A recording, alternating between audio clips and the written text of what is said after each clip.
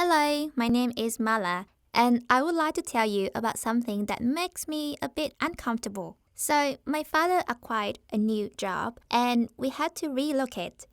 As a result, I needed to find a new school. I'm shy, so I was scared when Dad offered to send me off on my first day. I begged him to let me ride the school bus with the other kids. It's not like my father drives a beat-up old motorbike, so I didn't want to go with him. It's simply that my father is really well off, like insanely wealthy. He wanted to take me to the airport in his helicopter. I enjoy riding in his helicopter just like he used to at my previous school. It's incredible up in the sky, but it was my first day and I had no idea what to anticipate. I didn't want to give the wrong impression because the new school looks fantastic. I waited for the bus outside our house gate, but it never arrived. Mom had to take me to school and we discovered that the school bus does not stop at my house because the bus mistook it for a high-end hotel. As soon as the head teacher informed Mom this, my face flushed. The first day went so quickly and I didn't make any new friends.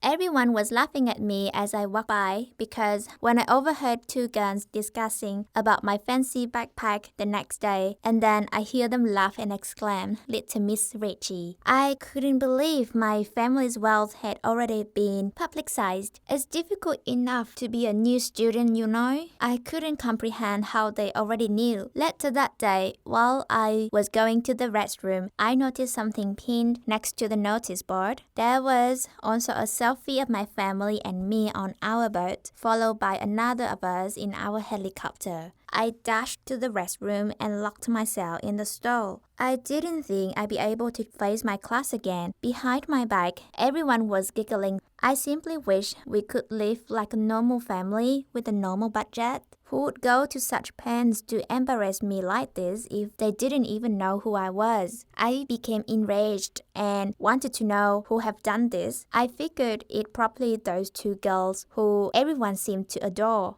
The next day, a child in my class asked if he might receive a ride home on our private plane after school. I wanted the desk to swallow me up because he did this in front of everybody. Why was it necessary for individuals to be so cruel? After class, I summoned the confidence to confront the two girls and ask why they ignored me and walked away laughing to themselves. If they wouldn't even listen to me, I figured I'd have to find another method to communicate with them. Later that day, I saw no one was calling me Little Miss Rich any longer, and a girl named Sophie even asked if I liked to eat lunch with her. I hang a sign on the notice board explaining that while my family is wealthy, that does not make me a horrible person and that I am still a normal kid like them. I couldn't believe it when I saw the two girls approaching me with their heads bowed and anxious expressions. They apologized, saying that they were only jealous and didn't mean to make others dislike me. I forgiven them and invited them to join Sophie and me. I had made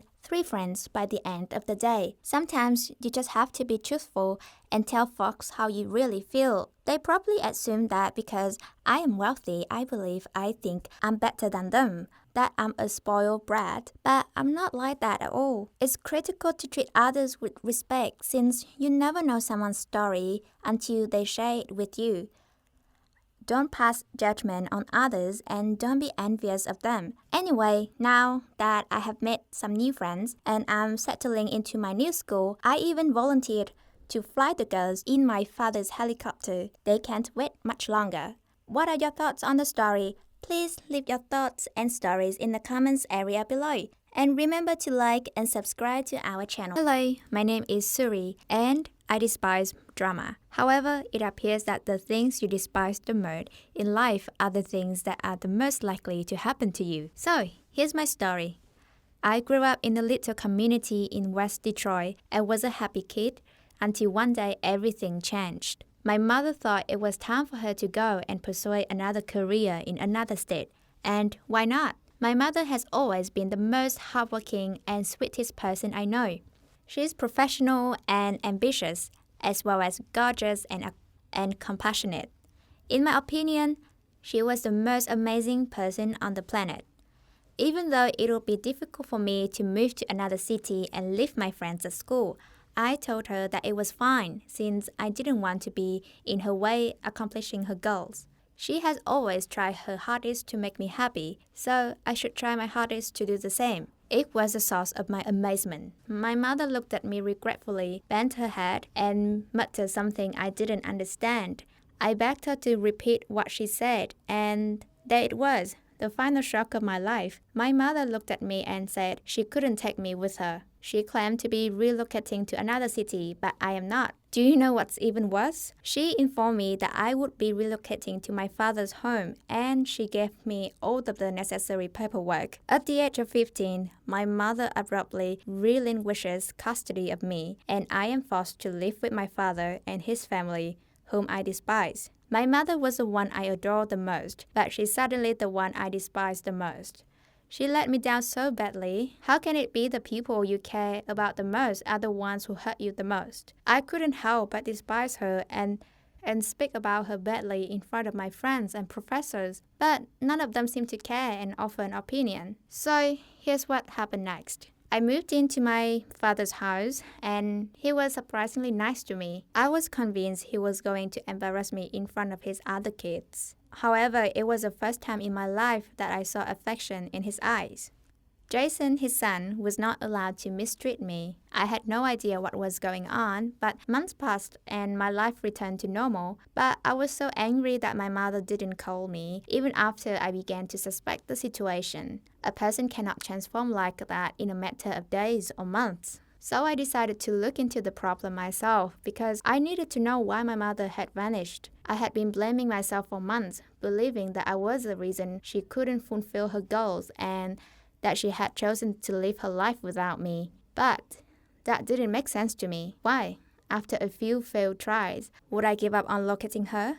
It was on a Saturday morning while I was still sleeping that I discovered the other turning moment in my life. My phone rang, and when I looked at the screen, it was my mother's number. For a brief moment, my heart jumped out of my body. What exactly is this? Is it a dream? Is it possible? I quickly picked up the phone and exclaimed, "Mom!"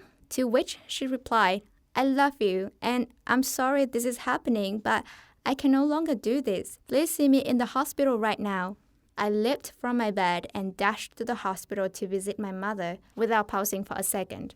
She was clenching on machines and appeared fragile and unusual. I couldn't stop crying when I learned that my mother had been fighting liver cancer on her own for several months and that she pretended to be moving out to protect me. All of this hit me at the same time and I felt very vulnerable. It was the last time I saw my mother, and I'm grateful I got to hug and kiss her for hours till the end. But now, years later, the only advice I give you is to never make any decision without first listening to others and learning about the circumstance.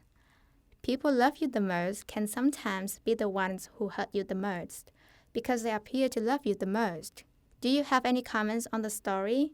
Please post it in the comment section below, and don't forget to like and subscribe to our channel if you enjoyed the video. Hello, my name is Isabella, and the tale I'm about to tell you is a little bit twisted up. I have always been a type of person that enjoys a good laugh, and you could say I enjoy the attention I get from my friends when I do something insane. My parents are fed up with how frequently I get into trouble at school. It's not like I do anything wrong, it's just the occasional prank which my teachers and family don't appreciate, but don't worry, most teenagers and young adults do. So this past summer, I went to a summer camp as usual. I usually have a blast there, and I think my parents appreciate the peace and quiet of having me away from home. Please don't understand what I'm saying. My parents, I'm sure, love me and like my company, but they're both sick of the problems I cause, and I'm sure they need some time away from me. So, I was mentioning the summer camp. My summer camp is really fantastic. It's in the woods, and there are numerous lakes for us to swim in, as well as horses. My favorite thing about camp is the cabins we stay in. It's like being in a tree home with all of my pals, and we get to stay up really late eating chocolate and drinking soda with no one tell us to stop. In the cabin, we generally play games, and one night we decided to play Truth or Dare. This game is one of my favorites since it's so hilarious, especially the dares. They necessitate bravery and transparency, and I wanted to show my friends that I am as awesome as I think I am. Therefore, I always select daring. Plus, the truth can be tedious, and I don't want anyone to know that I still sleep with my teddy bear. So that night, I went with Dare. I was dared to do it by Zoe, who stared me in the eyes with her flashlight and said, "I dare you to sneak into the camp kitchen and grab the chocolate cake from the fridge." Now, I never say no to a dare, no matter how terrifying or hazardous it may be. Plus, I didn't want to appear frightened in front of the other girls. I sprung to my feet and dashed towards the kitchen, followed by Zoe and a few others. We had to be careful not to be discovered, so we moved along softly. When I got to the kitchen, it was locked. What? Now, when I looked up and saw that one of the dining hall windows were open, I decided to climb the tree and sneak through. No issue, I was mistaken. Oh, I was utterly wrong. I fell so hard that I had no idea what was going to happen next. I remember waking up and seeing my mother bawling her eyes out, and I couldn't feel my body, and when I looked down, I saw I was covered in white bandages. I had broken both my legs and my right arm, as well as 6 of my ribs, and I couldn't believe it. The doctor told me that I was fortunate to be alive. Was it truly that serious and bad? But I was only playing a game, and I felt like a complete idiot. For a silly dare for a stupid chocolate cake, I wanted to run away and hide all of this pain. Zoe was upset, according to her mother, and had been the one to rush for help. And she even admitted that it was her fault that I was up in the tree in the first place. But it wasn't Zoe's fault. I spent 2 months in the wheelchair and 3 months on crutches, learning to ride with my left arm and missing out on the whole summer of camp. I know the incident was an accident, but it nearly destroyed my life. It was possible that I would have died. Why do terrible things have to happen in order for us to realize how valuable life is? I have certainly learned my lesson. I'm not going to steal chocolate cake anymore. That's for sure. And I'm not going to go back to summer camp next year, and I doubt my parents will even let me out of their sight until then. I also came to new realization. I don't need to make up ridiculous dares to make people like me. I don't have to pretend to be cool. It's not cool to try to steal things or break regulations. I'm really bad right now, but this accident is helping me grow as a person. At the very least, there's that. What are your thoughts on the story? Please feel free to leave your thoughts and stories in the section below. Also, don't forget to subscribe to our channel and like the video.